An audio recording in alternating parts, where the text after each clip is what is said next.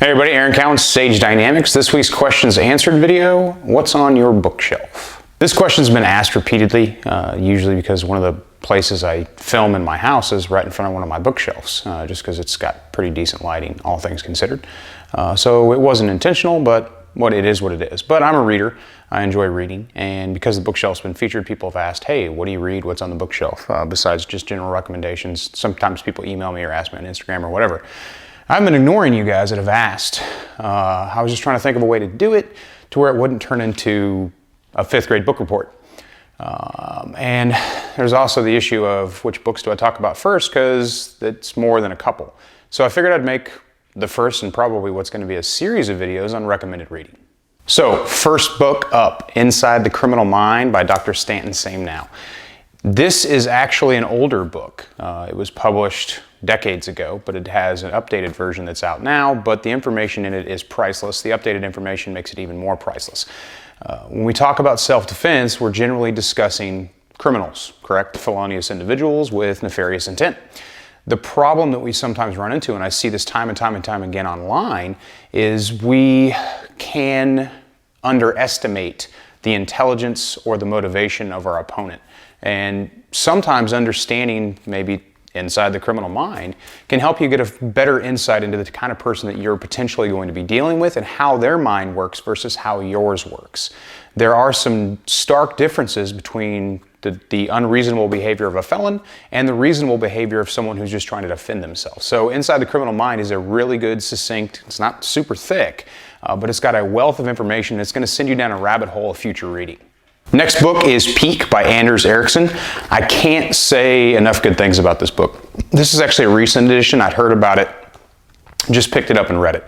If you're not familiar with the concept or the practice of deliberate practice, Peak is going to talk to you about what it is and how to do it. Practice is something that's very important to self-defense, very important to shooting, but sometimes the ways that people practice are not as efficient as they could be, or that's not efficient at all.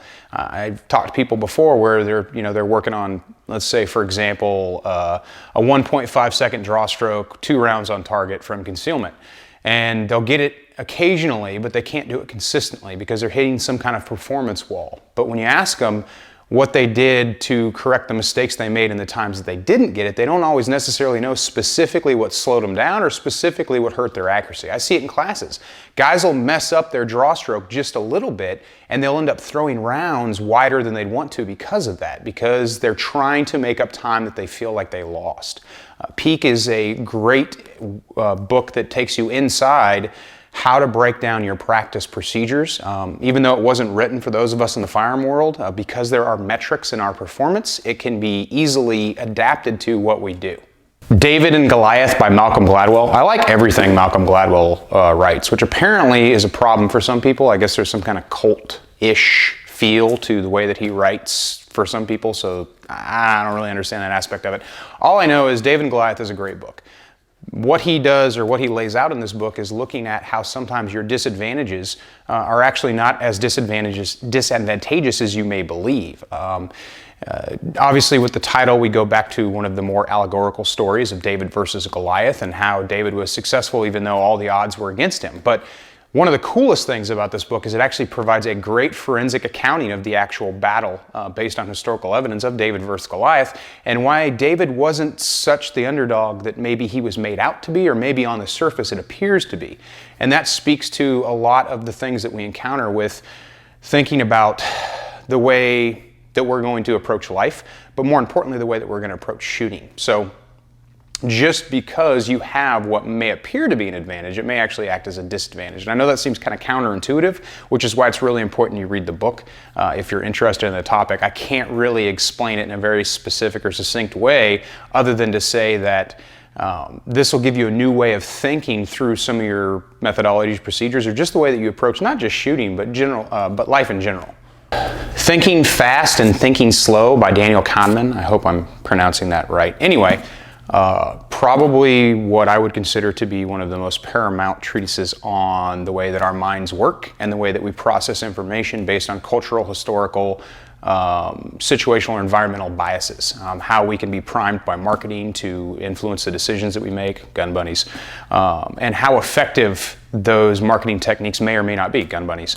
The greatest thing about this book is that it really breaks down for the layman why you make some of the decisions you make based on influences that you didn't even know that you were under the influence of. So it affects your everyday life. It's, again, not every book I read has anything necessarily to do with shooting, but I'm very interested in the psychological aspects of how we make the decisions we make.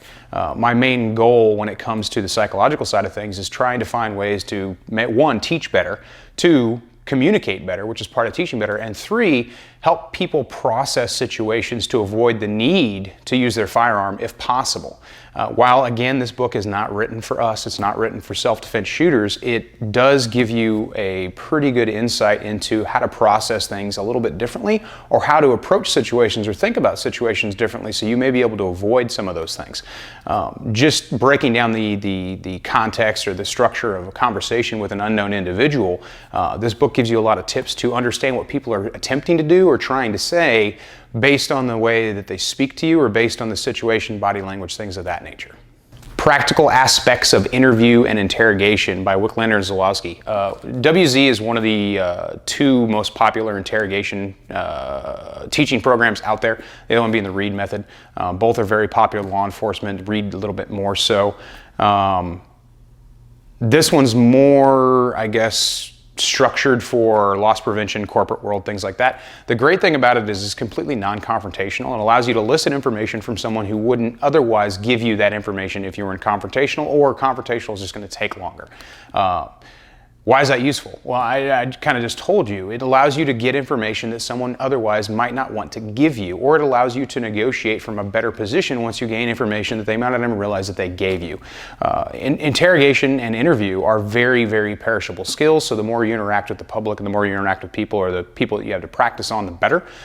But this gives you the ability to not only socially engineer a conversation to where you can avoid a conflict, but it also can help you in just your everyday life, being like, I'm going to negotiate a lower rate on my hotel room for the night, or I'm going to get better seats based on a situation in a restaurant, or I'm going to find a way to buy a car for way less than they're trying to sell it to you for. Because I know for a fact that some car dealers go through this program so they can sell you cars. And that goes back to the book I mentioned previously. Thinking Fast and Thinking Slow will help you identify a lot of those. But back to this, another aspect of this book is you get to see some of the ways that people are trying to elicit information from you. And even if someone hasn't been trained formally in like a 5-day WZ class, some of these techniques are learned common sense or collective knowledge for the criminal element. So they could be using these techniques against you, and you could recognize them for what they are. Because it is non-confrontational, you may not realize that someone's trying to find out if you live alone, or trying to find out if you have kids, or trying to find out if you have a gun safe, an alarm system, if you have your floor plan, something as simple as your address. You could give out to someone, especially in today's social media age, without even really thinking about the potential implications. Home invasions, robberies are a big thing. If you own guns, you are automatically a target on a scale of 0 to highly critical for robbery or home invasion, because people want to steal those guns. So that's just a few books. Obviously, I'm not going to go through the whole shelf, so consider this to be part 1 of recommended reading. And I'll do another video in the future that goes over some other books, and probably periodically just revisit this as a topic, because it's always good to hear what's good to read. I'm Aaron Cowan with Sage Dynamics.